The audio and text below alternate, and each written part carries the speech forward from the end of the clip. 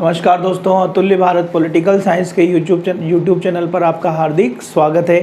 दोस्तों, हम मौलिक अधिकार पढ़ रहे थे और मौलिक अधिकारों के अंदर हम पहला ही अधिकार पढ़ रहे थे, समानता का अधिकार। समानता का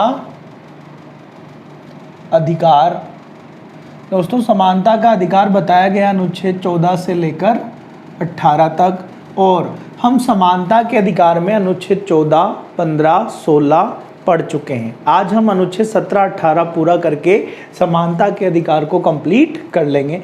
ठीक है दोस्तों, तो इसमें हमारा पहला अनुच्छेद है अनुच्छेद 17। समानता के अधिकार में हमारा अनुच्छेद जो हमें पढ़ना है वो कौन सा पढ़ना है? 17। इससे पहले हम 14, 15 और 16 पढ़ चुके हैं। अनुच्छेद 17 में कहा गया है दोस्तों, अस्पृश्यता का अंत। अस्पृश्यता का अंत। दोस्तों, इसकी अगर हम बात करें तो इसमें कहा गया कि अस्पृश्यता या छुआछूत का, अस्पृश्यता या छुआछूत का अंत किया जा चुका है।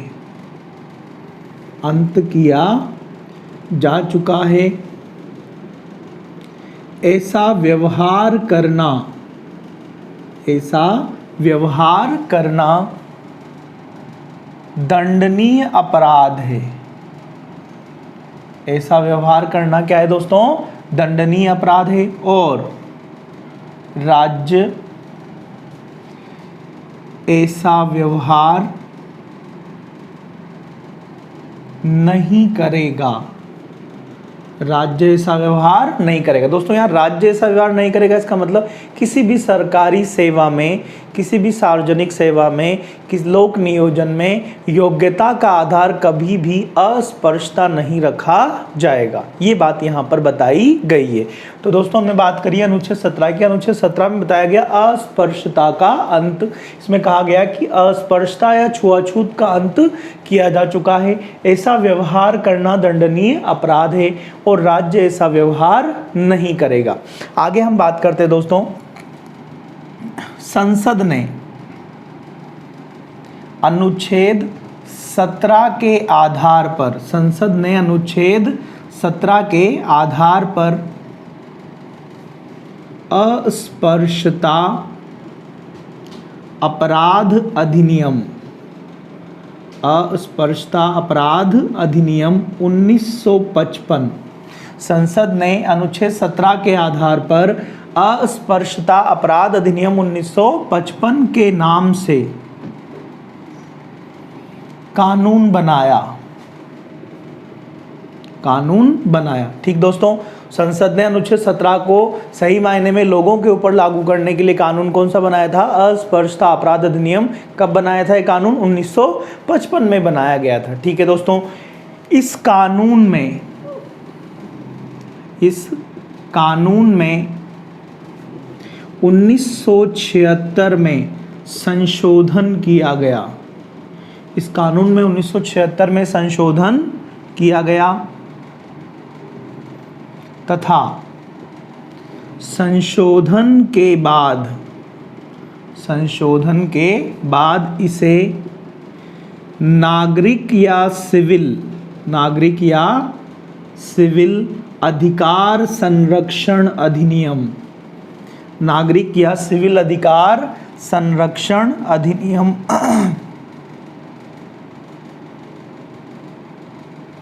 1976 के नाम से जाना जाता है।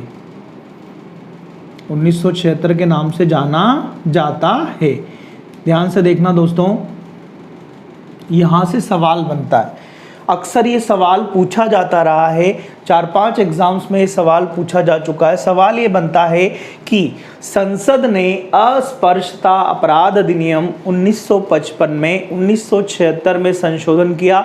संशोधन के बाद अब इस कानून को किस नाम से जाना जाता है? ये सवाल यहाँ से पूछा जाता है। ठीक है दोस्तों, एक बार मैं पूरा आपको दोबारा से बता रहा हूँ हमने क्या पढ़ा। तो दोस्तों, हमने देखा समानता का अधिकार जो बताया गया अनुच्छेद 14 से लेकर कहाँ तक? 18 तक। इसमें पहला अनुच्छेद अनुच्छेद हमने पढ़ा था अनुच्छेद 14। अनुच्छेद 14 में कहा गया था राज्य किसी भी व्यक्ति को कानून के समक्ष समानता और कानून के समान संरक्षण से वंचित नहीं करेगा। दूसरा हमने पढ़ा था दोस्तों अनुच्छेद 15 भेदभाव का निषेध। इसमें हमने देखा था कि राज्य अपने नागरिकों के साथ धर्म, मूलवंश, जाति, लिंग और जन्मस्थान के आधार पर भेदभाव नहीं करेगा। फिर हमने तीसरा अनुच्छेद पढ़ा था 16।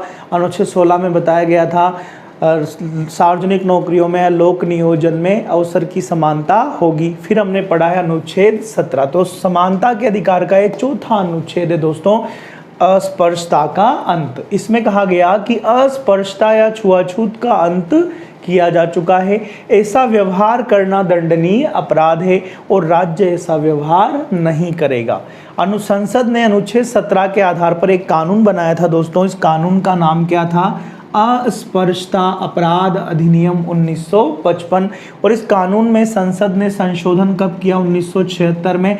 अब इसे संशोधन के बाद इस कानून को क्या कहा जाता है? तो नागरिक या सिविल अधिकार संरक्षण अधिनियम 1976 के नाम से अब इस कानून को जाना जाता है। ठीक है दोस्तों, यहाँ तक की बात हमने कर ली। ठीक है, यहाँ से अभी तक हर कमीशन का, हर एग्ज़ाम बोर्ड का जो फेवरेट सवाल रहा है अनुच्छेद 17 से, वो यही रहा है कि अस्पृश्यता का अंत किस अनुच्छेद में किया गया है या अनुच्छेद 17 का संबंध किससे। एक सवाल तो ये बनता है दोस्तों यहाँ से।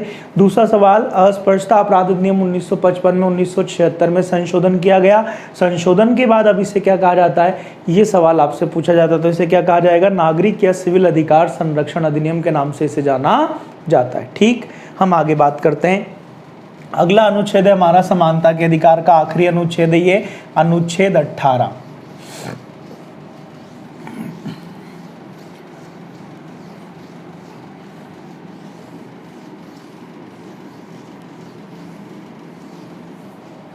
समानता के अधिकार का आखिरी अनुच्छेद है दोस्तों अनुच्छेद 18। अनुच्छेद 18 में बताया गया है उपाधियों का अंत। इसको समझना दोस्तों। इसमें कहा गया है कि सभी प्रकार की उपाधियों का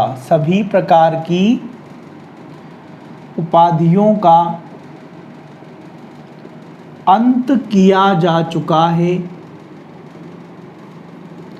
पहली बात बताई गई दोस्तों कि सभी प्रकार की उपाधियों का अंत किया जा चुका है। राज्य केवल सेना और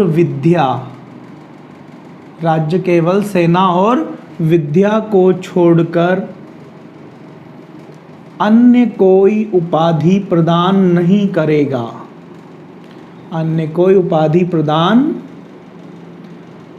करेगा। फिर से बता रहा हूं दोस्तों, ध्यान से देखना। अनुच्छेद 18 में पहली बात बताई गई कि सभी प्रकार की उपाधियों का क्या किया जा चुका है? अंत किया जा चुका है। और राज्य केवल और केवल 2 प्रकार की उपाधियों को छोड़कर, पहली है सेना संबंधी उपाधियां, दूसरी है विद्या संबंधी उपाधियां, इन्हें छोड़कर अन्य कोई उपाधि प्रदान नहीं करेगा। दोस्तों सेना संबंधी उपाधियों की बात करें तो इसमें कौन शामिल होता है? तो इसमें भारत की तीनों सेनाओं में कार्यरत व्यक्तियों की रैंक उनकी उपाधि बन जाती है। ध्यान रखना दोस्तों, सेना संबंधी उपाधियां क्या होती है? तो भारत की तीनों सेनाओं में जो काम करने वाले लोग हैं, इनकी रैंक, इनकी क्या बन जाती है? उपाधि बन जाती है। जैसे मान लो कोई व्यक्ति रिटायरमेंट के समय कर्नल की पोस्ट पे था इंडियन आर्मी में, तो वो जीवन भर अपने नाम के आगे रिटायरमेंट के बाद भी क्या लगा लेगा? कर्नल लगाएगा। उसे एक्स कर्नल लिखने की आवश्यकता नहीं होती। ठीक इसी तरीके से मान लो कोई व्यक्ति रिटायरमेंट के समय इंडियन एयरफोर्स में स्क्वाड्रन लीडर, विंग कमांडर या ग्रुप कैप्टन की पोस्ट पे था, तो वो जीवन भर अपने नाम के आगे स्क्वाड्रन लीडर, विंग कमांडर या ग्रुप कैप्टन लिख सकता। मान लो कोई व्यक्ति नेवी में कैप्टन या कमांडर की पोस्ट पे था, तो रिटायरमेंट के बाद भी अपने नाम के आगे कैप्टन या कमांडर लगा सकता है। उसे एक्स लिखने की आवश्यकता नहीं है। उसकी जो रैंक थी वही उसकी क्या बन जाती है? उपाधि बन जाती है। अगली हम बात करने जा रहे हैं दोस्तों विद्या संबंधी उपाधियां। अगर हम विद्या संबंधी उपाधियों की बात करें तो विद्या संबंधी उपाधियों में सर्वोच्च न्यायालय ने, सुप्रीम कोर्ट ने 1954 में 4 उपाधियों को शामिल किया। 4 उपाधियों को क्या किया था दोस्तों? शामिल किया था। कौन कौन सी? पहली भारत रत्न, दूसरी पद्म विभूषण, तीसरी पद्म भूषण और चौथी पद्मश्री। इन चारों उपाधियों को दोस्तों सर्वोच्च न्यायालय ने विद्या संबंधी उपाधियों में शामिल किया है। एक बात और मैं आपको यह बताना चाह रहा हूं दोस्तों, ये जो उपाधियां थी, इन्हें 1954 में इन उपाधियों को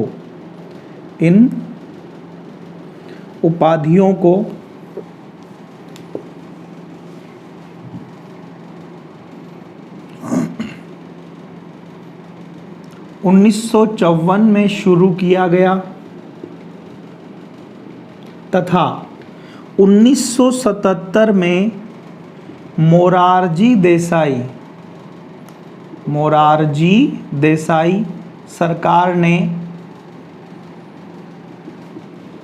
इन्हें बंद कर दिया। दोस्तों क्यों बंद किया था? क्योंकि मोरारजी देसाई सरकार का ये मानना था कि ये जो उपाधियां हैं ये क्या कर रही है, समानता के अधिकार के क्या है विरुद्ध। ये कहते हुए इनको क्या कर दिया गया था? बंद कर दिया गया था। अगली बात दोस्तों, 1980 में इंदिरा गांधी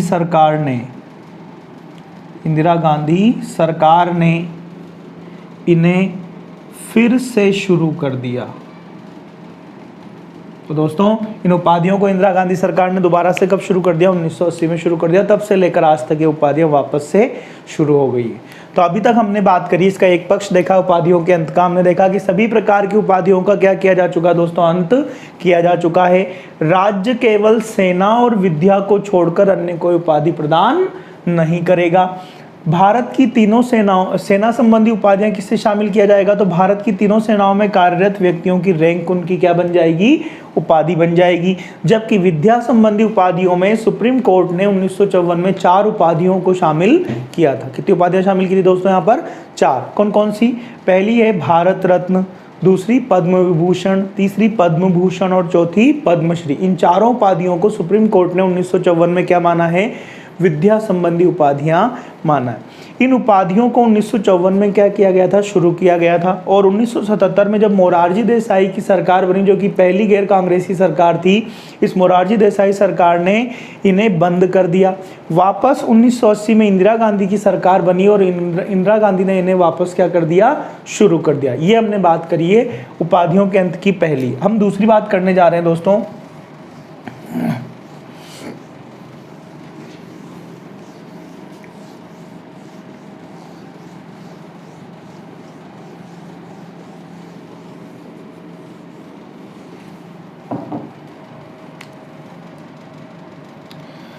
भारत का कोई नागरिक राष्ट्रपति की अनुमति के बिना कोई विदेशी उपाधि धारण नहीं कर सकता। कोई विदेशी उपाधि धारण नहीं कर सकता।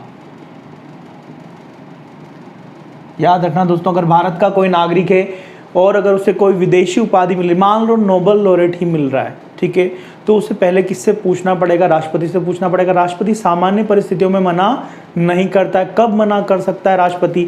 जब मान लो कोई उपाधि दी जा रही है और उस उपाधि के माध्यम से भारत का जो राष्ट्रीय विचार है, जो मूल भावना हमारे विदेश नीति की, वही खंडित हो रही है। तब राष्ट्रपति उपाधि लेने से क्या कर सकता? मना कर सकता। फिर भी आप नहीं मानते, जबरदस्ती ऐसी उपाधि लेते, तो हो सकता है आपकी नागरिकता क्या कर दी जाए? समाप्त कर दी जाए। ठीक है दोस्तों। तीसरी बात इसमें बताई गई है, भारत में कोई व्यक्ति जो भारत का नागरिक नहीं है, भारत का नागरिक नहीं है तथा भारत में सरकारी नौकरियों में संलग्न है तो वह भी राष्ट्रपति की सहमति के बिना विदेशी उपाधि धारण नहीं कर सकता, विदेशी उपाधि धारण नहीं कर सकता। तीसरी बात ये बताई गई दोस्तों कि अगर भारत में कोई व्यक्ति है जो भारत का नागरिक नहीं है और वो भारत के सरकारी नौकरी में क्या है, सम्मिलित है, संलग्न है, और उसे अगर विदेशी उपाधि धारण करनी तो उसे भी किससे पूछना पड़ेगा, राष्ट्रपति से अपनी सहमति लेनी पड़ेगी, इसके बाद ही वो विदेशी उपाधि धारण कर सकता है। चौथी बात बताई गई दोस्तों,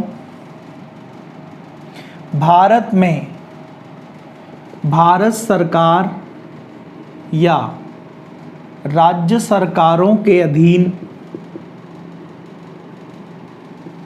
लाभ का पद धारण करने वाला व्यक्ति राष्ट्रपति की अनुमति के बिना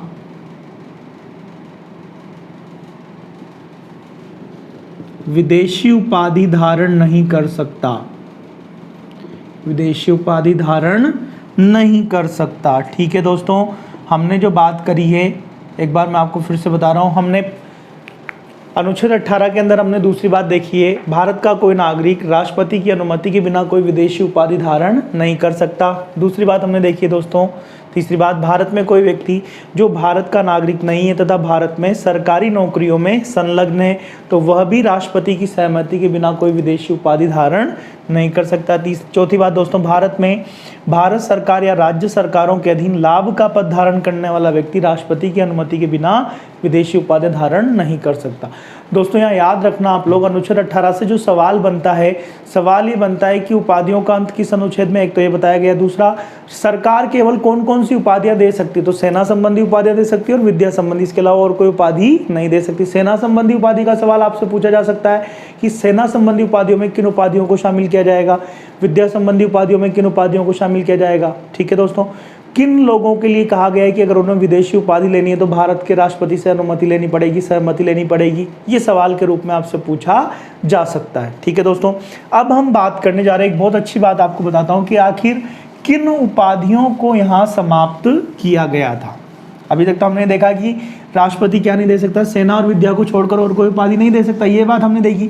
आखिर कौन सी उपाधियां दी जाती थी जिनको अब नहीं दिया जाता, इसके बारे में हम बात करने जा रहे हैं दोस्तों। सबसे पहले हम बात करते हैं उपाधियों की। आखिर ये उपाधियां या टाइटल्स जो थे ये क्यों दिए जाते थे दोस्तों। इनकी शुरुआत मुगल काल से हुई थी। सबसे पहले अकबर ने उपाधियां देना शुरू कर दी, उसके बाद धीरे धीरे बहुत सारे शासकों ने उपाधियां दी। और बेसिकली उपाधियां क्यों दी जाती थी, तो ये उपाधियां दी जाती थी शासन संचालित करने के लिए, शासन संचालित करने के लिए। उपाधियां क्यों दी जाती थी दोस्तों, शासन संचालित करने के लिए और शासन की 3 आवश्यकताओं को पूरा करने के लिए। शासन की कितनी आवश्यकताओं को दोस्तों, 3 आवश्यकताओं को पूरा करने के लिए ये उपाधियां दी जाती थी दोस्तों। 3 आवश्यकताएं क्या क्या थी। पहली आवश्यकता थी दोस्तों सेना संबंधी आवश्यकता, दूसरी आवश्यकता थी पुलिस संबंधी आवश्यकता, तीसरी आवश्यकता थी प्रशासन संबंधी आवश्यकता। दोस्तों इन तीनों आवश्यकताओं की पूर्ति के लिए मुगल काल से ही उपाधियों की क्या होती है, शुरुआत होती। बाद में अलग अलग जब रियासतें बनी, इन रियासतों ने इनको अपने स्तर पर देना शुरू किया। ठीक दोस्तों, अब कैसे ये उपाधियां दी जाती थी, जैसे दोस्तों मैं आपको बहुत कॉमन उपाधियां जो है वो इस एरिया में, जो हमारे एरिया में प्रचलित है उसके बारे में बात कर रहा हूँ।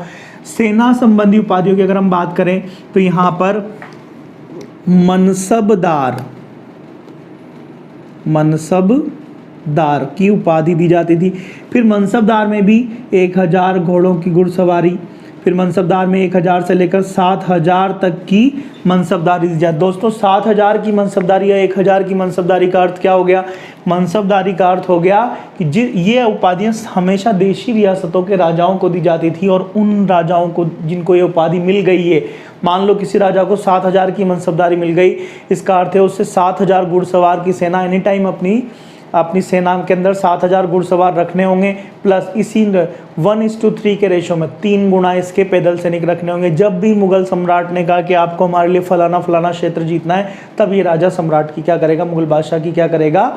यहाँ पर सहायता करेगा। ये उसके लिए मिशन पर जाएगा, उसका प्रतिनिधित्व करते हुए मिशन पर जाएगा। इस बात को कहा जाता था मनसबदार की उपाधि। ठीक है दोस्तों, ये उपाधि हमेशा देशी रियासत के राजाओं को दी जाती थी। इसके माध्यम से किसकी आवश्यकता की पूर्ति हुई? सेना की आवश्यकता की पूर्ति हुई। दूसरी बात दोस्तों, पुलिस और प्रशासन संबंधी उपाधियों की बात करें तो यहाँ पर 3 उपाधियां थी, जमींदार, चौधरी और मंडलोई।